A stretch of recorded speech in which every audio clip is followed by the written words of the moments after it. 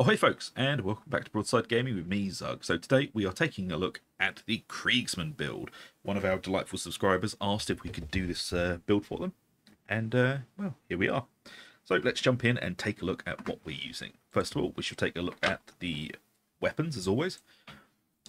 So, I mean, we can't do a Kriegsman build without using the delightful Kriegsman skin. There we go, cosmetics. For the dueling sword, Death Corpse Cavalry Saber. It's adorable. I love it. This isn't about skin, Zug. Stay on point. Right. The dueling sword. It's one of our best weapons at the moment. It's just utterly overpowered and a real joy to play with. So let's look at the modifiers. So we are using mobility as our dump stat. I'm sure at this point you're all extremely surprised that I'm using mobility as my dump stat still. And the reasoning behind that is I don't care about mobility. Really don't. Really could not give to something I can't say because YouTube will demonetize me about mobility. So, as you can see, damage, finesse, penetration, lol, cleave damage is all at 80, whereas mobility is at 60. If you're new to the game, when you're looking at modifiers, all 5 of them should add up to 380, as 380 is the highest a weapon rating can be. You can no longer see that since the Unlocked and Loaded patch. So, right here, there used to be a number saying what the modifiers added up to. And now you've got to do it yourself because, I don't know, fat shark things. But yeah, so the modifiers are 380. So all of these will add up to 380. And the dump stat, this is again, if you're new to the game and don't understand what I mean, the dump stat is a stat we are purposely choosing to be the lowest. And in this case, it's mobility, because mobility sucks. Just my opinion, please don't all dogpile onto me. I've heard it all before, I don't care. I don't like mobility. Anyway, perks. We're going for flak and unyielding, because again, flak is the most prevalent armor type in the game, which means we're going to have the most increased damage against those types. Not all enemies are flak, but a lot of them are. And then we're going for unyielding, because most Ogryns are also flagged as unyielding, as well as whatever their armor type is. And also bosses are unyielding. Not that we want to go toe-to-toe with a boss, but it's there to help. And also, it does give us a lovely, lovely increase against crushers. So, heavy attack, straight to the face, and they're pretty much wiped out. So, there are 2 marks of this sword that you can go with. I go with the Mark II because, you know, I'm just that kind of guy, and also I like it. But the Mark IV has a slightly more predictable attack pattern. So as you saw in the last one, it went heavy jab slash heavy jab. This one is just heavy jab, heavy jab. So if you prefer that, use the Mark IV. They're both exactly the same in terms of stats. Just the Mark IV is all about the jabs, whereas the Mark II is jab slash jab. Again, it's completely personal preference, so pick up whichever one you want. So that is the dueling sword. Then we should move on to the Helbore lasgun, something a little bit more interesting. So as you can see, mine isn't rolled all the way to 500 yet because it's one of the weapons I haven't finished off in the masteries because I don't use it very often. So the dump stat, I'm going for ammo, and the reason for that is because damage, charge rate, and stopping power all very important, and I quite like stability. So let's just jump in and have a look at what stability gets us. So it's all about recoil. And when you max this out to 80, there is basically no recoil on the gun. But in this sort of area, you can, if you so choose, you can use stability as your dump and put ammo up to 80. I prefer just the lack of recoil, but if you prefer a higher ammo count, it is totally fine to switch these 2 around. There won't be much difference, but you'll have more ammo. Anyway, let's take a look at the perks. So we're going for Maniac and Unyielding. Again, Unyielding because of Ogrins and your ability to do boss damage. Built right, this thing can almost hit as hard as a plasma gun. And if you're managing to hit those weak spots on bosses, like the little pustule on the Beast of Nurgle, this thing's going to really hit hard. And Maniacs because we want to be able to get rid of those specials. Now, if you see over here, this is mostly for new players, so if you are a veteran player, please do feel free to let your mind wander. All of these are counted as Maniacs. They are the specials. We have the Netter that is going to trap us. We have the Flamethrower. We have the Bomber. Excuse me, I hit you in the face. There we go. We have the Tox Bomber. Don't tell anyone. The Dog. Melk has a secret team scouring the city. I wonder what they seek. The Mutant, and the Tox Flamer. So, these are all your disablers. They will ruin your time, and they will disrupt your team. So, more damage against them to take them out easier is always a good thing. And now for the blessing. So, this is... I would say this is more of the vanilla, definitely no, tried and true, definitely works blessing setup. So surgical, we get plus 10% critical chance for every 0.3 seconds while aiming down sights, stacks 10 times, discharges upon firing all stacks. So this is a way to guarantee us a crit. Okay, so every 0.3 seconds, we then get an extra 10% crit. You don't actually have to wait until all 10 stacks are filled up, because it will carry on stacking as long as you're aiming down sights. Actually, no, it doesn't anymore. It does not anymore. Sorry, that's my bad.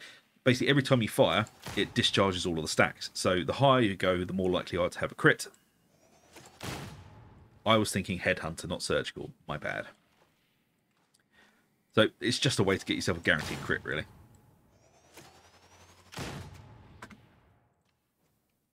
And we want those crits because we're running a Shock Trooper that refunds ammo on a critical hit. Next up, we're using Weight of Fire. Chaining charged attacks reduces their charge time by minus 12%, stacks 5 times. So this means aim down sights and just keep firing. Because every time you fire, your charge time will then become a lot quicker. And as you can see, it gets to a point where it's charging almost instantly. Now, we're going to go off the rails slightly here, and I'm going to talk about some of the new blessings, because the Helbore Lasgun has gotten some really nice new blessings for us to look around with and play with and whatnot. But at the moment, I'm still in the testing phase with them, because I'm not quite... On paper, they sound amazing. But in practice, I'm not so sure. So, first of all, we've got Hot Shot. Weak spot hits gain 50 cleave, which... basically means it should work as though when everything's in a big packed up horde, you hit one target and then not everything, a couple of targets around them also take damage from the cleave of the attack. I'm still yet to see it work in a way that can justify getting rid of either Weight of Fire or Surgical. But as I said, on paper, it's supposedly very good. And then we've got another new blessing, and that is Armor Bane. Now, thanks to Fat Shark, the Armor Bane tooltip isn't actually working, so let me just get the tooltip up. Target receives 8 stacks of 2.5 brittleness on charged hit. So, brittleness basically works the same as Rend. Rend is applied to you, brittleness is applied from you to the target, which means if you're shooting at, say, Crusher, every time you hit them, they're taking 8 stacks of brittleness, which means they take more damage. Again, I've done a little bit of testing on these. I don't know if they're good enough to take out one of these blessings or both of them. So you could run Hot Shot and Armor Bane on the same weapon and have a lot of cleave and also stacking up with the brittleness, because technically Hot Shot should apply brittleness to the cleave targets, but I'm yet to see it work properly. So I'm dubious about them. So if you want tried and true, go for this with surgical weight of fire. Or if you want to be a little bit crazy and try out the new stuff, just go for it. You know? What's the worst that can happen? You have to re-bless it after a match. But, you know, there you go. My thoughts on the new blessings. They're good. They just need more testing. And now for the curios. We are running 2 plus 17 toughness curios with plus 5% toughness, 30% toughness regeneration speed, and plus 20% damage resistance gunners. I say in every video, so the damage resist gunners is very, very good because it doesn't just give us resist against the gunners, it gives us resist against reapers as well, and gunners are very, very scary. I no longer say it gives us damage resist against shotgunners because there are 2 camps in this game at the moment. One that agrees gunner resist gives you resistance to shotgunners, and the other says it doesn't. Fat Shark has been very vague on this. Some posts say it does, some posts say So I'm not going to 100% say it is or it isn't. Until Fat Shark finally tell us exactly what it does, it's not worth it, because people get very angry at me about that. But yeah, Gunners and Reapers, this is going to give you defense against. And they're both very, very scary and can shred you very quickly. So resistance against them is always good. And for our third curio, we are taking a Stamina curio. And with this, we are taking a plus 5% toughness, 12% stamina regeneration, and of course, damage resistance gunners. Now, there is a reason we're taking the Stamina curio, and I shall show you in just a moment. So, that is the curios and the weapons. Let's take a look at the talents. So, we're starting off with Longshot, deal up to 20% range damage based... Deal up to 20% range damage. Bonus is reduced the nearer the target. Basically, the further away the target is, the more damage you do, up to 20% extra damage. The closer they are, the lower the buff is. Next up is Close Order Drill, up to 33% toughness damage reduction, the more allies and coherency, so staying together is always a good idea. Confirmed Kill, replenish 10% toughness on elite or specialist enemy kill, and a further 20% toughness over 10 seconds. Then down into Stamina Boost, which is we actually want this time. Toughness Boost into Crack Grenade, and I'm just going to quickly talk about Crack Grenade. If you haven't been playing this game for years, and if you're very new, the Crack Grenade is absolutely lovely, because if you have, and I don't mean 1 or 2 bearing down on you, I mean when you're playing Damnation and Damnation Uruk, and there is 6 or 7 of these big boys bearing down on you. Now, as you can see, the bulwark next to it also took damage. Now, one of the best ways to use this is, it might seem kind of counterintuitive, but when they're running towards you, you don't want to throw the grenade at them while they're miles away. If you can, and this is incredibly risky, and it will probably get you killed until you get down the ebb and flow of how it works, when there's lots and lots of groups of them, they will suddenly converge very close together, trying to all hit you. And when they do that, you voice of command to knock them over and stagger them, you lob the grenade, and it kills lots of them at once. Now, as I said, this is very risky. If you get it wrong, you die. But it is a very good way of killing a lot of them with one grenade. But like I said, it is very, very risky, and you will probably die if you mess it up even a tiny bit. It's gotten me killed many times. So, next up is the health boost into Grenade Tinkerer. This is to give you more damage from those grenades, but also there is a... There we go. If you don't like Grenade Tinkerer, you can always go for Covering Fire. When you kill an enemy with a ranged attack, allies within 5 meters of that target replenish 15% toughness and receive plus 10% to all base damage for 3 seconds. So you can either do more damage with your grenades, or you can help out your team with Covering Fire. Both options are good. I generally run with Covering Fire just to help out a bit more with the team. Next up is Fire Team. Team. Plus 5% damage for you and your allies in coherency. Into Toughness Damage Reduction. Into Demolition Stockpile, which replenishes 1 grenade every 60 seconds. Which means you're not going to have to fight your teammates, team, to get all of the grenades. You will have a consistent supply of them over the match. Next up is Voice of Commands. Replenish your toughness and stagger all enemies within 9 meters. Base cooldown is 30 seconds. Next up is Duty and Honor. Voice of Command now also provides junior allies incoherency of plus 50 toughness for 15 seconds. So this is like an overshield. And then suppression boost, and then let's talk about our talent points on the left, which are quite important. So we're going for a 5% range damage boost here. Precision strikes, which is a plus 30% weak spot damage. This applies to both ranged and melee weapons. And this is one of your bread and butter talents for the build. As you can see with the Helbore lasgun, you are mostly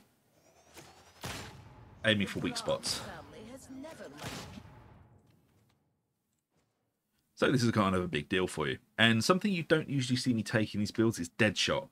Plus 25% critical chance and plus 60% sway reduction while using your ranged weapons alternative fire. But you lose 0.75 stamina per second and an additional 0.25 per shot. Now, this is why we're taking the Stamina Curio with stamina regeneration. Because with this, it's depleting our stamina very, very quickly. As you can see there, it's just ticking down.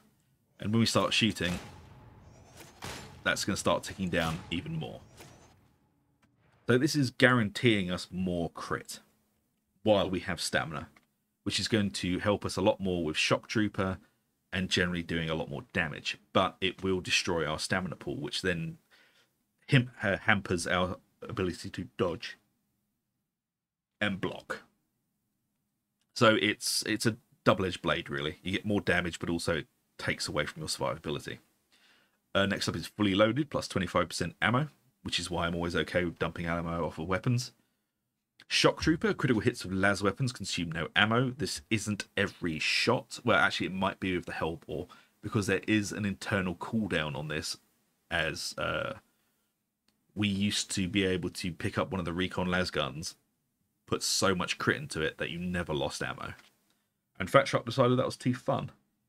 And then Superiority Complex, which gives us plus 15% base damage against elite enemies. Then we'll come back to the middle.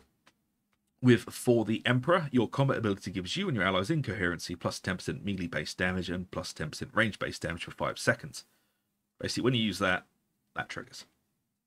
Tactical Awareness, combat ability cooldown reduced by 6 seconds on specialist enemy kill. Iron Will, one of the best talents in the tree, plus 50% reduced toughness damage if above 75% toughness. This is going to help us achieve that. Then some more toughness boost down here. Bring it down. Plus 20% damage against Ogryns and monstrosities. Lovely. Rending Strikes gives us plus 10% rending to all weapons. Rending basically works out to 1% rending is about 1% damage. The equation for working this out is stupidly long and complicated, but that is the end result. It's almost 1-for-1 with rending damage. And then Focus Target. Now, as you can see, I've taken all 3 nodes. I do usually take all 3 nodes, but there is a very, very good reason why we're doing it this time as well. So let's start off with the main one. Gain Focus Target every 2 seconds.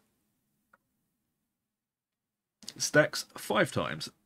Tagging an enemy applies the focus target attack stacks to them, causing them to take plus 4% additional damage for each stack and resets your focus target stacks to 1.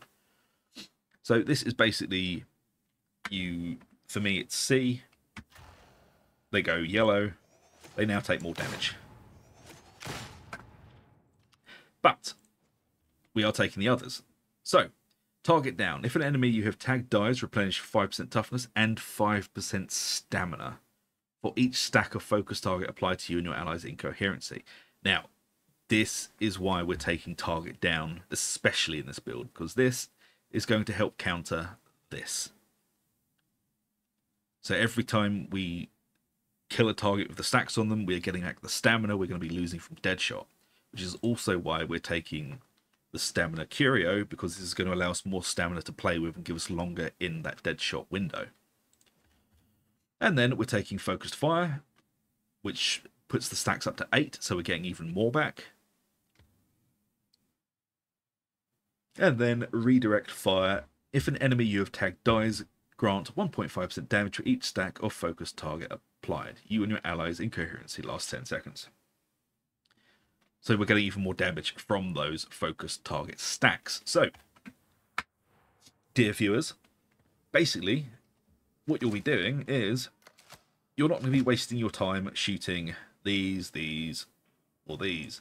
Your targets will be any elite, any special. And for that, you'll be tagging them and moving on to the next target.